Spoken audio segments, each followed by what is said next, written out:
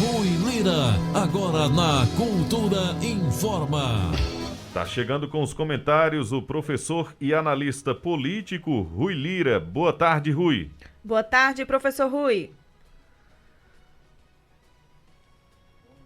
Cadê o professor Rui Lira? Boa tarde, professor Rui. Estou aqui. Eu estava colocando o fone. Boa tarde, Boa professor. tarde, André Santiago. E boa tarde, Carla Oliveira. sim, Carlinha. Boa tarde, Carlinha professor. Oliveira. Muito boa tarde. Boa tarde para Sandro Rodrigues e boa tarde para a grande audiência da Cultura Informa. Vamos aos comentários, professor Rui. Pois é, André. Eu estou aqui olhando as manchetes, terminando de olhar, ver se tem alguma coisa nova. E aí só tem corrupção. É um negócio que a gente fica realmente muito espantado. Não é com o que está acontecendo. Eu tenho dito sempre aqui, faz alguns anos já, que a corrupção é uma doença endêmica. Essa palavra endêmico significa que é a doença que fica dentro de um determinado conjunto social, um determinado grupo, um grupamento até nacional. Então, nós podemos dizer que a febre amarela é uma doença endêmica no Brasil. Como podíamos dizer que uma doença é pandêmica, porque aí o radical grego é pan, quer dizer tudo. Então, seriam vários países. Não fosse assim, seria uma endemia, como é a gripe, por exemplo, aqui no Brasil. Então, a corrupção aqui, nós temos dito que ela é endêmica. Aí, em relação ao discurso político, que é aquele que é levantado pelas autoridades principais, e no caso o presidente da República, a gente vê que o discurso não tem nenhuma conexão, nenhuma força factual. Ou seja, Bolsonaro não é um presidente que tomou conhecimento da corrupção agora ou que fez alguma coisa em qualquer época da vida dele para combater realmente a corrupção. Exceto dizer que vinha combater a corrupção. Aí ele acusou a classe política, acusou o PT, os filhos de Lula, saiu acusando qualquer simpatizante do que ele chamaria de comunismo, de qualquer coisa, ele chamaria esse pessoal de desonestos, de corruptos, né? Que quebraram o Brasil, quebraram a Petrobras, é aquele discurso que a gente conhece. Só que ele está dentro da política, como um profissional da política, há 28 anos, e não se conhece um projeto dele, tipo, por exemplo, o projeto da ficha limpa, que foi criado no governo Lula. E outros projetos, colarinho branco, etc., tal, de combate à corrupção, que também foram criados no governo do PT. Eu nem sei como é que ele votou. Mas a gente está assistindo no Brasil, nesse momento, uma coisa surrealista. E essa palavra surreal significa algo que a gente imagina nos piores sonhos, nos piores delírios que a gente possa ter a respeito de uma realidade, ou uma coisa que não cabe de jeito nenhum, de tão desconexa que é com qualquer coisa. E é o que a gente está vendo.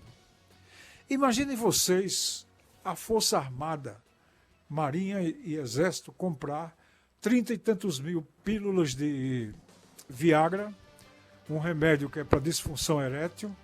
Vocês sabem bem o que eu estou dizendo. É para armar a força, digamos assim. É para isso que serve o Viagra. Quem toma Viagra é porque precisa armar sua força sexual, sua ereção. Aí vai e se compra essa montanha de coisa. Quando compra tudo isso, a gente remete lá para trás a outras compras das próprias Forças Armadas. Tambores de leite condensado, filé, picanha, uísque 12 anos, champanhe vintage e um conjunto enorme de comidas e bebidas que não fazem nenhum sentido para ser gasto com dinheiro público. Isso das Forças Armadas. Quando a gente olha lá atrás também, eles superfaturaram o preço dos insumos para a fabricação da cloroquina, lembra? E quando questionaram o pessoal do hospital militar, um hospital do Exército, porque aqui o preço era tão alto, 3 ou 4 vezes acima do mercado. Eles disseram que era para salvar vidas, como se o remédio salvasse vida a partir do preço. Não tem nada a ver uma coisa com a outra. Eu estou falando da cloroquina lá atrás. A gente pode falar também que o presidente da República, na hora de comprar vacinas para salvar vidas, quando o inocente, o abobalhado do ministro Pazuello fez uma compra à China para entregar a Coronavac, no outro dia Bolsonaro cancelou e ainda obrigou, de certa maneira com a presença dele, que é da autoridade superior, o Pazuello aceitar ser desmentido, ser desautorizado ante o Brasil todo, num vídeo humilhante, rebaixador da pessoa, em que o Pazuello foi obrigado a dizer que um manda e outro obedece. Como se isso funcionasse no Ministério. Isso funciona na hierarquia das Forças Armadas. Mas aqui não, aqui o ministro pode pedir demissão quando ele não concorda com aquilo que o presidente da República está colocando e vice-versa. O presidente também pode pedir o cargo, porque o cargo é de confiança. Então não é um manda e outro obedece. Ambos respondem ao interesse público, porque eles mexem com o dinheiro público e mexem com o controle social exercido pela Constituição. Não tem nada a ver com um manda ou outro obedece, isso é válido, eu repito, para Forças Armadas. Aí agora vem as Forças Armadas, compram esse horror de remédio e se descobre também novamente que além de estar comprando o remédio errado com a justificativa errada, porque explicaram que era para questão de asma e os cientistas, os biólogos estão dizendo que o remédio não se aplica para isso, ainda superfaturaram o preço. Botaram o preço lá em cima. Você sabe o que é o superfaturamento, você que está me ouvindo em casa? É assim, você faz uma licitação que você já sabe qual vai ser o resultado dela.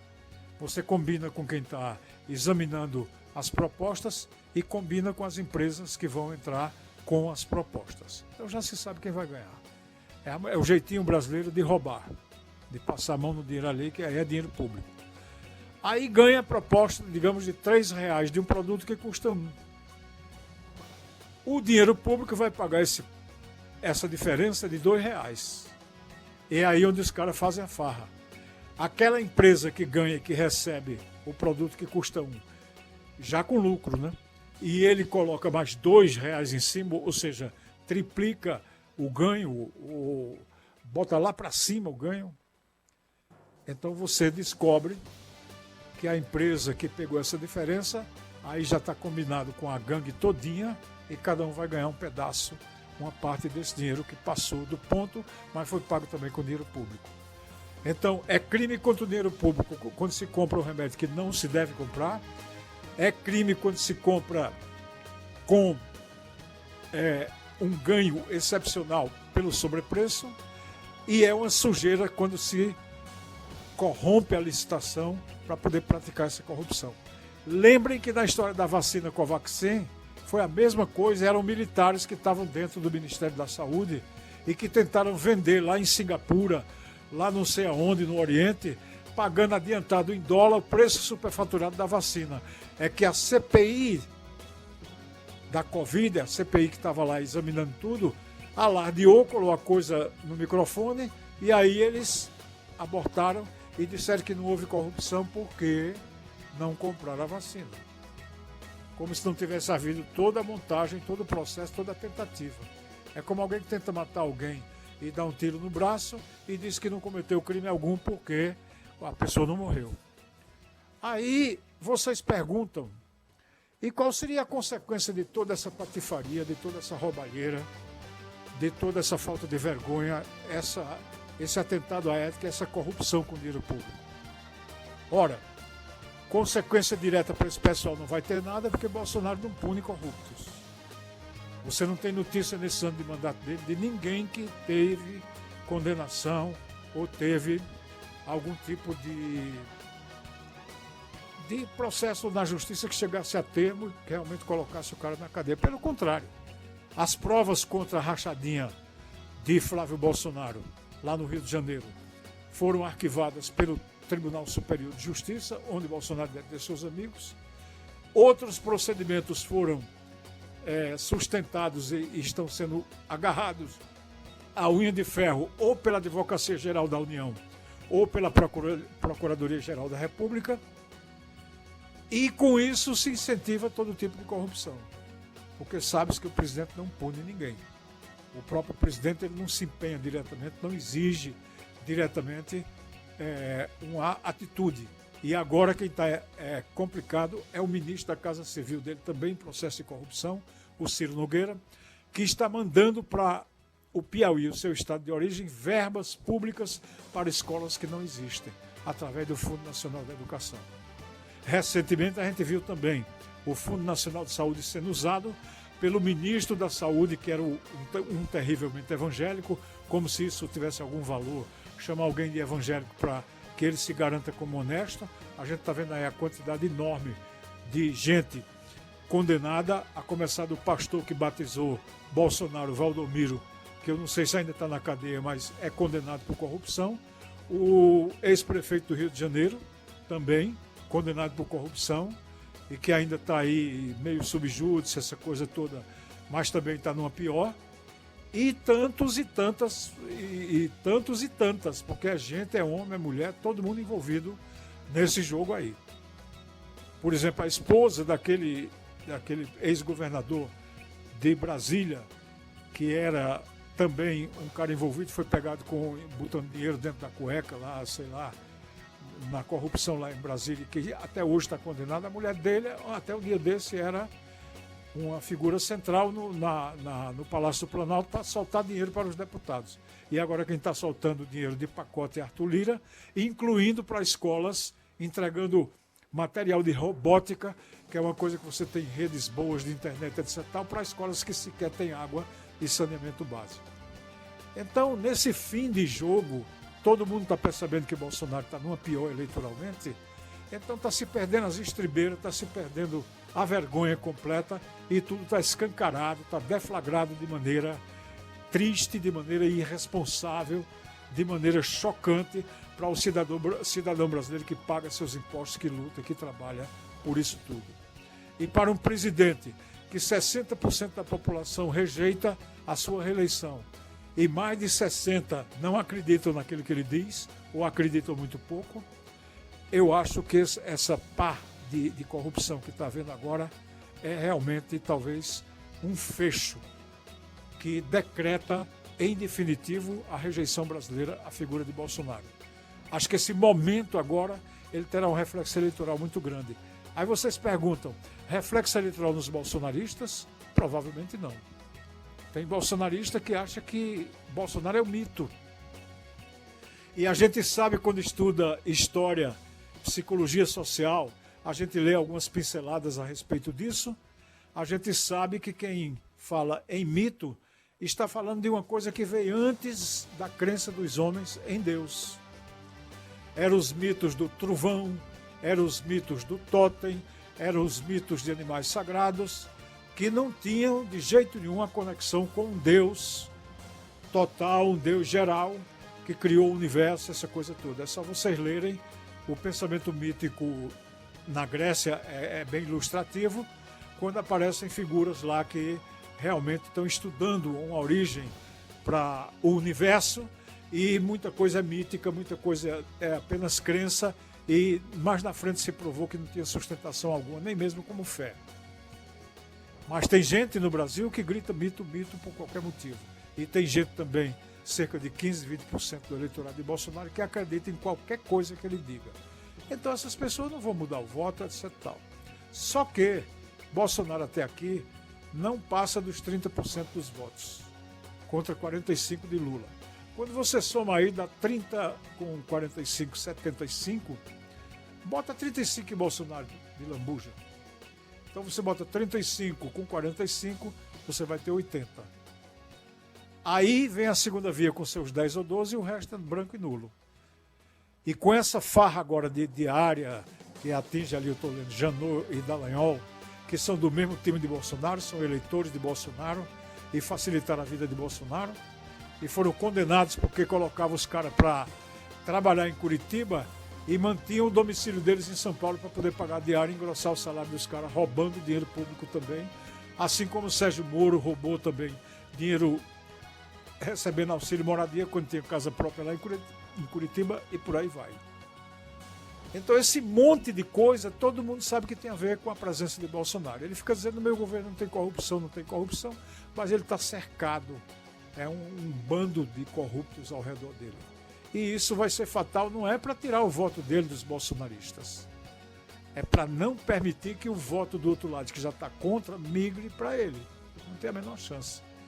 Porque se as pessoas tinham motivos com a inflação, tinham motivos com a política que ele fez durante a pandemia, com aquela indiferença pela vida das pessoas e com aquele deboche, aquela gozação em cima dos outros, com o atraso para comprar vacina, com a tentativa de bloquear até vacina para criança, dizendo que nem a filha dele ele vacinaria.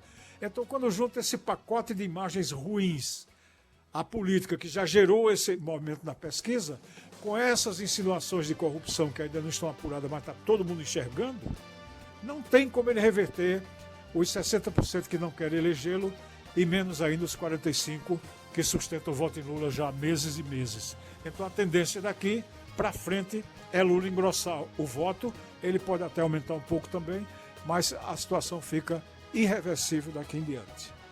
E isso pelos motivos que Bolsonaro sempre alegou. Há quem diga que Lula também governou com o Centrão, que Dilma governou com o Centrão, que Temer governou com o Centrão. E isso é verdade, o Centrão sempre foi uma força que vem desde a ditadura pesando dentro do Congresso Nacional e que cabe ao eleitor fazer essa revisão e votar em outros candidatos. Aí é outro assunto. É verdade. Mas nenhum deles, que eu saiba, nem Dilma nem Lula, disse que jamais negociaria com o Centrão porque se tratava de uma picaretagem, de um bando de ladrões com os quais não se negociava o poder político. Quem disse isso? Bolsonaro. Quem fez o contrário disso e hoje está de mãos dadas com o Centrão, inclusive com a Casa Civil lá dentro, o Ciro Nogueira mandando na Casa Civil, que é o piloto das operações políticas do governo. Quem foi que fez isso? Jair Bolsonaro. Então é uma desmoralização completa e que não deixa espaço para que se possa conversar. Eu nem vou falar aqui das gozações, aliás a palavra já é dúbia, né? Não vou falar aqui das ironias, das brincadeiras que estão na rede social com essa história do Viagra, que isso também é uma coisa corrosiva para qualquer governo. Quando o governo vira gozação pela falta de credibilidade, quando o governo vira piada por falta de seriedade, então se decreta praticamente o fim do governo e do seu dirigente máximo, que é, no caso, o presidente da República, Jair Bolsonaro. E nenhum de vocês que está me ouvindo, até os eleitores de Bolsonaro, nem eu tampouco, nem a imprensa, criamos esses fatos. A gente só está aqui dizendo o que aconteceu. E o que acontece é isso. Bolsonaro condenado por estar no entorno, no envolvimento completo de pessoas e figuras que são corrompidas, corruptas e doidas para roubar mais. E só não estão fazendo isso porque tem a imprensa, tem as redes sociais e tem também alguns setores da justiça que ajudam a revelar a sujeira, a porcaria e essa corrupção imunda que continua sendo um costume político no Brasil. É o que fica para a reflexão do ouvinte da Cultura Informa. Você está ouvindo Cultura Informa. Informação do jeito que você gosta. Agora 1h mais 43 minutos. Na Cultura, 1h43. E o ouvinte pode perguntar ao professor Rui Lira, mandar mensagens para o nosso Facebook, Rádio Cultura do Nordeste, o nosso YouTube, tem também mensagem no nosso WhatsApp, né, Carla? Tem sim, começando, André, pela mensagem de Ivanildo Baresi. Ele fala sobre a questão da compra de Viagra pelo Exército. Professor Rui, eu queria saber por que o Exército Brasileiro fazer uma compra de Viagra. Cadê o Congresso que fecha os olhos para um descaso desse? O problema, Baresi, antes eu queria dar um grande abraço aqui, viu, Baresi, me desculpe, eu vou responder claramente sua questão, mas queria mandar um abraço aqui para Fabiana Monteiro, é uma servidora pública assídua, que sempre nos ouve, não perde o comentário, e é também amiga do nosso bom ouvinte também, o grande Flávio Holanda, que tantas colaborações importantes nos manda. Então, para a Flávia Holanda em particular e também para a Fabiana Monteiro em particular, o meu abraço. E agora, de modo mais aberto, vamos analisar a questão de Baresi. Baresi, esse negócio funciona como um sistema. Então, você tem militares corrompidos, acobertados por parlamentares, e tem parlamentares corrompidos que são apadrinhados por militares também, uma coisa e outra. Então, nem a Força Armada condena a corrupção dos deputados, nem os deputados investigam para valer a corrupção dos militares. Veja a dificuldade que o Randolfo Rodrigues está tendo agora no Senado para instalar essa CPI daquela sujeira lá com os pastores pedindo barra de ouro para enriquecer e ganhar dinheiro à base do Fundo Nacional da Educação, quando um pastor muito renomado, muito sério, me parece da igreja presbiteriana, era o ministro da Educação. E substituir o ministro por quem? Pelo seu imediato, que está mantendo a mesma política corrompida lá dentro, de entregar as verbas ao que noticia a imprensa do sul do país. Então é um sistema, está entendendo, Baresi? Tem gente da justiça que entra nesse pacote também. Gente que deve ter seus podres, tem chantagem aí dentro. Se você falar isso, a gente fala isso e coloca isso a seu respeito. E com esse sistema porco, essa sujeira, esse lodaçal vai continuando e vai se mantendo.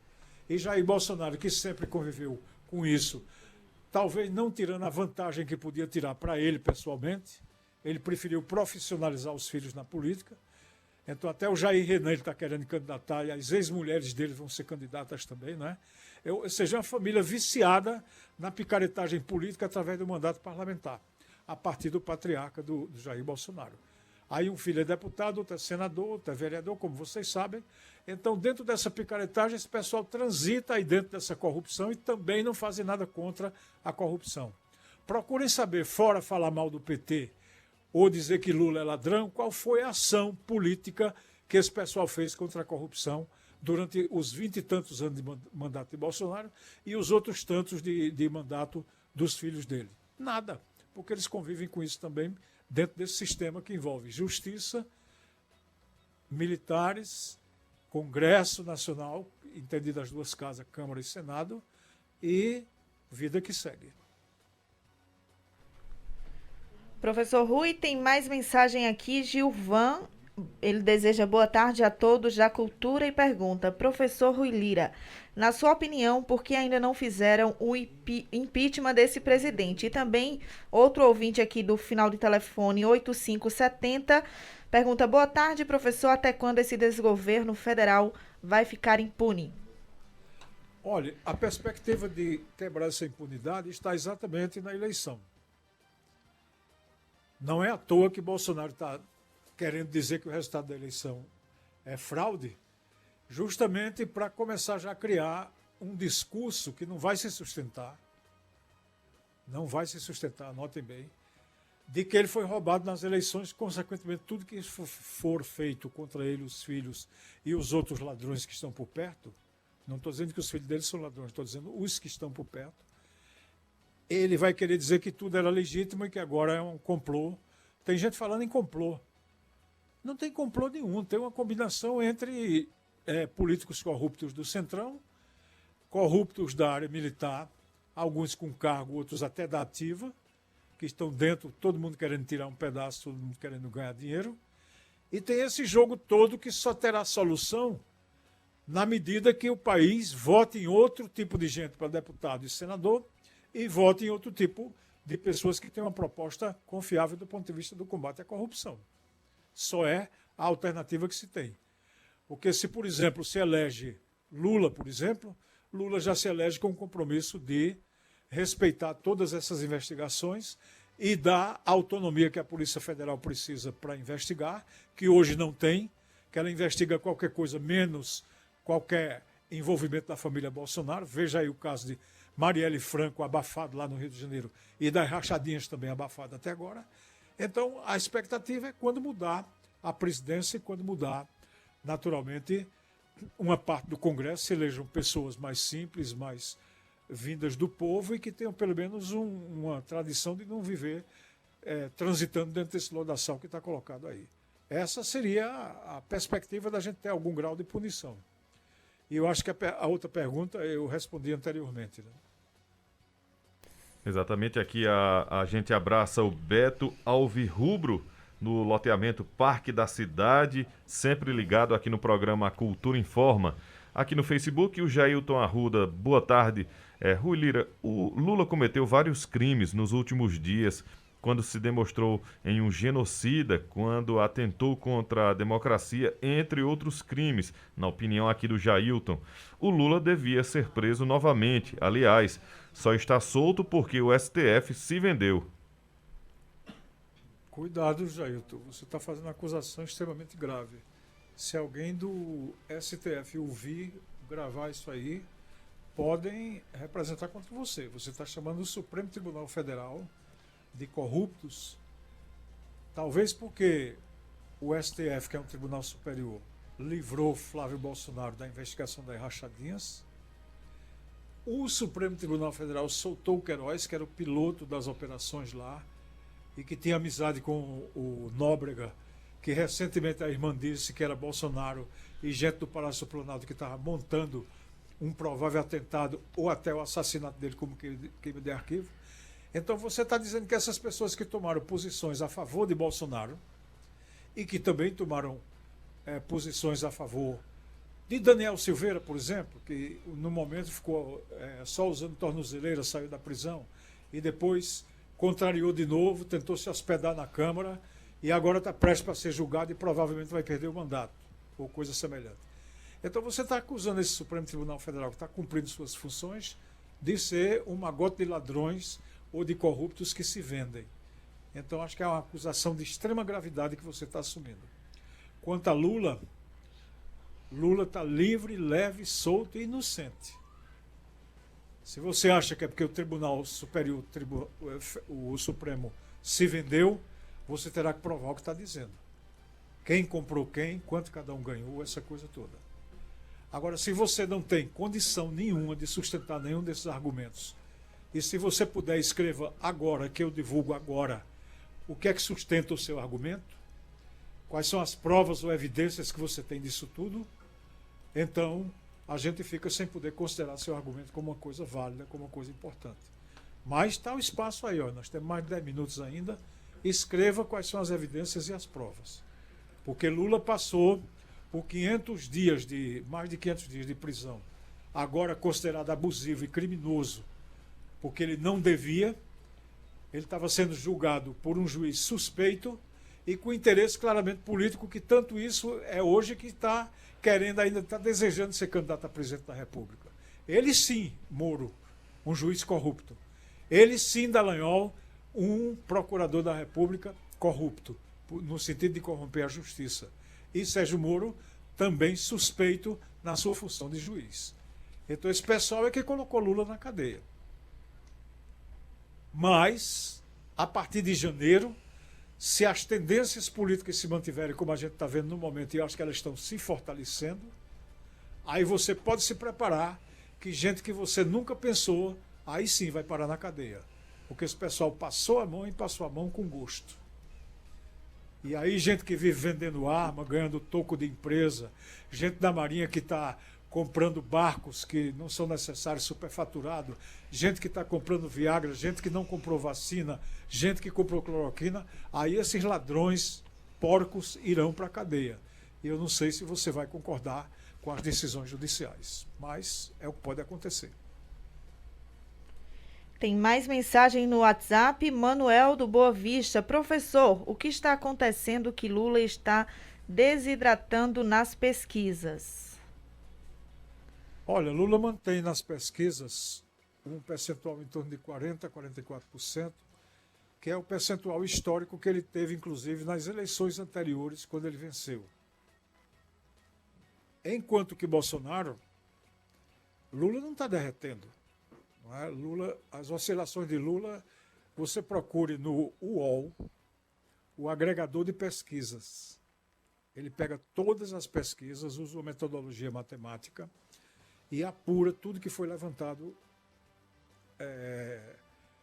basicamente de março do ano passado para cá, todas as pesquisas que foram de Lula e de Bolsonaro.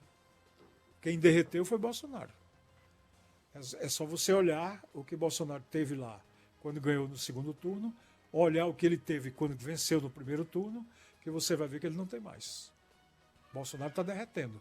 Embora, agora com esse pequeno impulso que ele teve quando Sérgio Moro saiu, foram 4 pontos a 5 para ele, e ele melhorou. Estava com 25, 26, foi para 30. Agora, quem tem 30, querida ouvinte, não se elege nunca presidente da República. Quem tem 30 para o primeiro turno, perdendo por 44, 45, 42, são 12, 15 pontos de diferença. E quando vai para o segundo turno, no mesmo agregador de pesquisa, a diferença beira os 20%. Então o Lula não está derretendo coisa nenhuma, é só você pegar a média das pesquisas que você vai ver que está tudo mais ou menos no mesmo lugar. Agora, quem derreteu da origem no governo, na avaliação de governo, na avaliação pessoal, foi Bolsonaro, e o agregador mostra isso. Procure bem. O UOL, agregador de pesquisas. Aí tem lá mostrando. Ou então você procura no Poder Data também. Poder Data é outro site, também de pesquisa. Ele também tem agregador. Aí você vai ver esses números que eu estou colocando. Então, se tem alguém a perigo aqui, não é Lula, pelo contrário. E a campanha de Lula está começando a embalar. E a de Bolsonaro começando a encolher. É muita brabeza e pouca mobilização social. Professor Rui, a gente agradece a sua participação no programa Cultura Informa desta... Hoje acabou? Porque a gente tem o programa Cultura Entrevista mais uma vez gravado, somado os 2 blocos e também os blocos comerciais, é exatamente esse tempo. Eu estava só pensando se não tem alguma pergunta mais importante. Estou ouvindo, a gente fecha. De pergunta tem várias, mas a questão... A gente está com o tempo um pouquinho apertado hoje novamente. Ok. Na quinta a gente responde o que for. Acho que o pessoal volta ao assunto, né? Sim, sim. Muito obrigado, boa tarde, viu, André? Boa tarde, André Santiago. Boa tarde também para a nossa Carla Oliveira. Muito boa tarde, professor Rui. E o boa tarde habitual para Sandro Rodrigues, que responde por essa excelente qualidade de som do nosso trabalho. E um abraço carinhoso, amoroso, para a grande audiência da Cultura Informa. Forte abraço, professor Rui. Até quinta-feira.